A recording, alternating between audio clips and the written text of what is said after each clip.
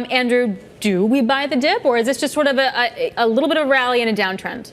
Well, I think you're right. What you said before, which is a dead cat bounce. It was a pretty bad week last week. Someone also likes my dead cats. Okay. I think you're right. I just think it's it's still early September. It's way too early.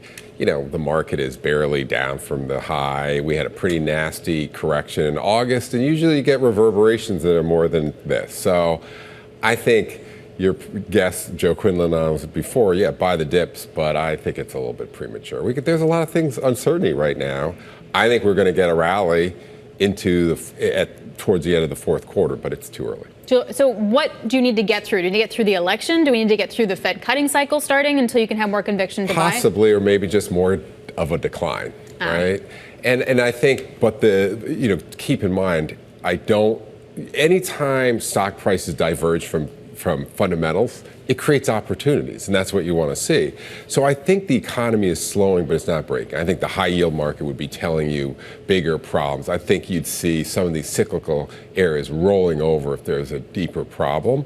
But in short term, the stocks are a popularity contest, and I think they're unpopular right now. And that, for a portfolio manager, creates a wonderful opportunity, right? You want divergences between fundamentals and stock prices. Well, but how much further do we need to see some of those prices come down to kind of match, I guess, the appetite people would have? They would look at some of these stocks and say they're a bargain, because we had a pretty massive sell-off in some of these names, and names that are going to rebound. Right. Yeah. Yes, that's true. But if the overall market is weak, it's going to pull the big names down. In my experience, and you know this as well as I do, is when people sell, they sell their winners, right? So I wouldn't, you're getting a bounce in the AI names, but I think you're going to get a better shot at them maybe into October, into the election. It's just we're seeing a kind of a traditional, kind of September, which I find incredible, because if everyone knew it was going to happen, how come it's happening? I know. And it gets to the idea, too, of we talk about market catalysts, and there's plenty. We've mentioned the election. Obviously, you have a big Fed meeting next week. And I'm wondering how much that Fed meeting could potentially reshape the market narrative. I know everyone kind of knows what's coming, or they think they know what's coming, but there's still a communication aspect to that meeting that Jay Powell's going to have to navigate, that the market's going to hinge on explicitly. True. That's true. But if I had to think about what would be the catalyst for further weakness, it's maybe continued softer economic data that creates that anxiety. Maybe it's not a soft landing, maybe it's more of a hard landing. I don't think the inflation number on Wednesday is going to cause a weakness.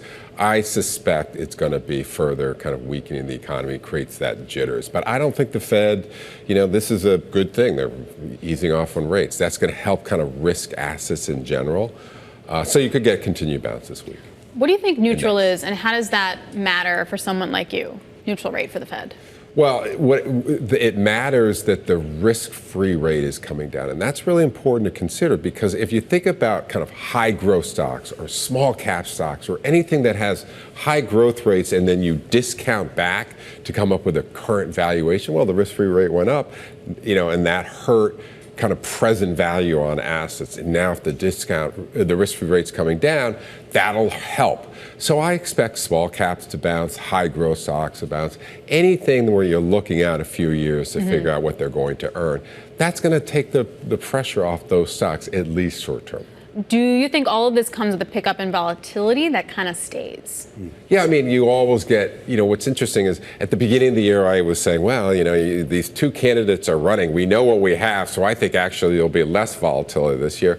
Now that we don't have both candidates been president, it creates more volatility. That's the norm. So yeah, I think there will be more volatility, which is not a commentary on one candidate or the other. It's just that one candidate is unproven and one we know, and that creates more volatility. So that's another thing that could cause some weakness. So does this, though, get us to that potential for a rally scenario at the end of the year? The idea that once we get to the election, we know the results, then investors, in theory, and by that time you'll have a Fed that in theory will have also laid out its roadmap to a certain extent.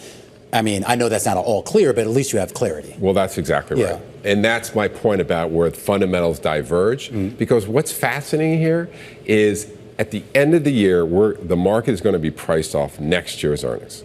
And there's two types of earnings estimates. There's a top-down from Wall Street, and there's a bottoms-up that are all the analysts and what they come to. Well, that number for next year has been going up. up. So that means companies are guiding analysts to a good year. And that's very, very healthy. And that divergence between the bottoms up and the top down is very wide, the way it was last year at this time. And what happened is Wall Street strategists had to kind of chase the market higher into fourth quarter. Do you think they're going to be And smarter? I think that's going to happen again because, right. you know, when I talk to companies, when we listen to companies, they say business is pretty good for the most part, cumulatively. So I think once we get through this macro and people say, okay, what are these companies going to earn? How are things looking next year? Oh, it's pretty good. And that's when we get back to the micro at that, you know, the earnings. And that's when I think you get a rally. Will the earnings though hold up? I mean, we're heading into, in theory, heading into what earnings season? I guess in about a month's time or so. Already? We Exactly. Yeah, exactly. I know. Sorry to shock you. But if they were going to be weak, Yeah. you would have heard by now. By now, Companies okay. would have already called. So I think called and said, yeah, you might want to lower that number a little bit. So I don't think that's going to happen. Yeah. And I don't hear that either from companies.